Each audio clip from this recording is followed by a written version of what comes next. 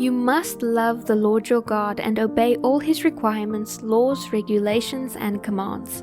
Listen, I am not talking now to your children, who have never experienced the discipline of the Lord your God, or seen his greatness and awesome power. They weren't there to see the miraculous signs and wonders he performed in Egypt against Pharaoh and all his land. They didn't see what the Lord did to the armies of Egypt and to their horses and chariots, how he drowned them in the Red Sea as they were chasing you, and how he has kept them devastated to this very day. They didn't see how the Lord cared for you in the wilderness until you arrived here. They weren't there to see what he did to Dathan and Abiram, the sons of Eliab, when the earth opened up and swallowed them, along with their households and tents and everything that belonged to them. But you have seen all the Lord's mighty deeds with your own eyes.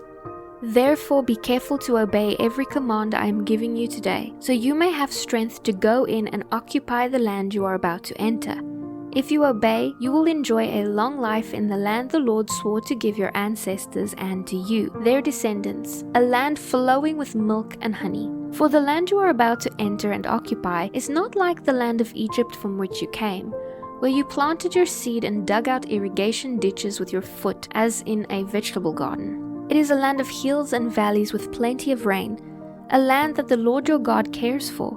He watches over it day after day throughout the year. If you carefully obey all the commands I am giving you today, and if you love the Lord your God with all your heart and soul, and if you worship him, then he will send the rains in their proper seasons so you can harvest crops of grain, grapes for wine, and olives for oil.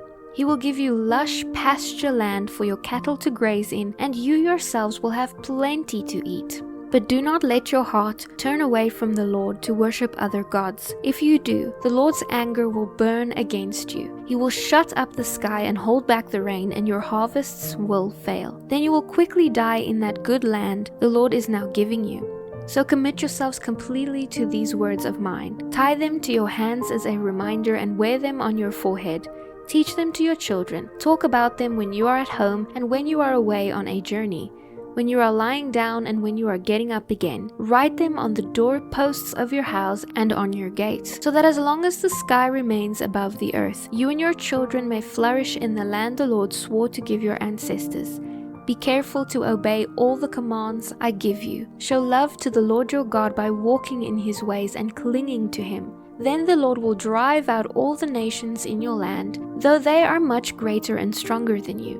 Wherever you set your feet, the land will be yours. Your frontiers will stretch from the wilderness in the south to Lebanon in the north, and from the Euphrates River in the east to the Mediterranean Sea in the west. No one will be able to stand against you, for the Lord your God will send fear and dread ahead of you, as he promised you. Wherever you go in the whole land, today I'm giving you the choice between a blessing and a curse. You will be blessed if you obey the commands of the Lord your God that I'm giving you today. You will receive a curse if you reject the commands of the Lord your God and turn from his way by worshipping foreign gods. When the Lord your God brings you into the land to possess it, you must pronounce a blessing from Mount Gerizim and a curse from Mount Ebal. These two mountains are west of the Jordan River in the land of the Canaanites who live in the Jordan Valley, near the town of Gilgal. They are located toward the west, not far from the oaks of Moreh. For you are about to cross the Jordan to occupy the land the Lord your God is giving you. When you are living in that land, you must be careful to obey all these laws and regulations I am giving you today. These are the laws and regulations you must obey as long as you live in the land the Lord, the God of your ancestors, is giving you. When you drive out the nations that live there, you must destroy all the places where they worship their gods, high on the mountains, up on the hills, and under every green tree. Break down their altars and smash their sacred pillars. Burn their Asherah poles and cut down their carved idols. Erase the names of their gods from those places. Do not worship the Lord your God in the way these pagan peoples worship their gods. Rather, you must seek the Lord your God at the place he himself will choose from among all the tribes for his name to be honored. There you will bring to the Lord your burnt offerings, your sacrifices, your tithes, your special gifts, your offerings to fulfill a vow, to your freewill offerings, and your offerings of the firstborn animal of your flocks and herds. There you and your families will feast in the presence of the Lord your God, and you will rejoice in all you have accomplished, because the Lord your God has blessed you.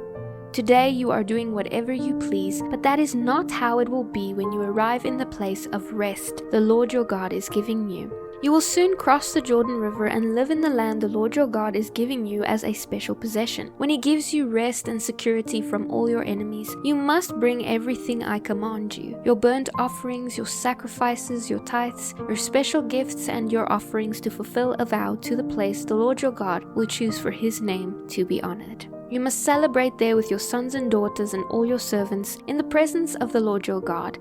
And remember the Levites who live in your towns, for they will have no inheritance of land as their own.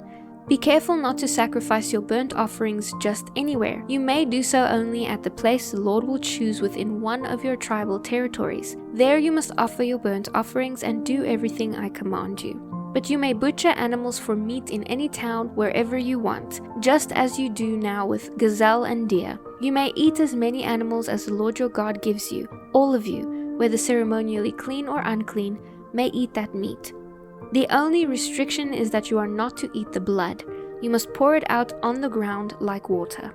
But your offerings must not be eaten at home, neither the tithe of your grain and your new wine and olive oil, nor the firstborn of your flocks and herds, nor an offering to fulfill a vow, nor your free will offerings, nor your special gifts. You must eat these in the presence of the Lord your God at the place He will choose. Eat them there with your children, your servants, and the Levites who live in your towns, celebrating in the presence of the Lord your God in all you do. Be very careful never to forget the Levites as long as you live in your land. When the Lord your God enlarges your territory as He has promised, you may eat meat whenever you want. It might happen that the place the Lord your God chooses for His name to be honored is a long way from your home. If so, you may butcher any of the cattle or sheep the Lord has given you, and you may eat the meat at your home as I have commanded you. Anyone, whether ceremonially clean or unclean, may eat that meat, just as you do now with gazelle and deer. The only restriction is never to eat the blood, for the blood is the life, and you must not eat the life with the meat. Instead, pour out the blood on the ground like water. Do not eat the blood, then all will go well with you and your children, because you will be doing what pleases the Lord. Take your sacred gifts and your offerings given to fulfill a vow to the place the Lord chooses to dwell. You must offer the meat and blood of your burnt offerings on the altar of the Lord your God. The blood of your other sacrifices must be poured out beside the altar of the Lord your God, but you may eat the meat. Be careful to obey all my commands so that all will go well with you and your children, because you will be doing what pleases the Lord your God. When the Lord your God destroys the nations and you drive them out and occupy their land, do not be trapped into following their example in worshipping their gods. Do not say, "How do these nations worship their gods? I want to follow their example." You must not do this to the Lord your God. These nations have committed many detestable acts that the Lord hates, all in the name of their gods. They have even burned their sons and daughters as sacrifices to their gods. Carefully obey all the commands I give you. Do not add to them or subtract from them.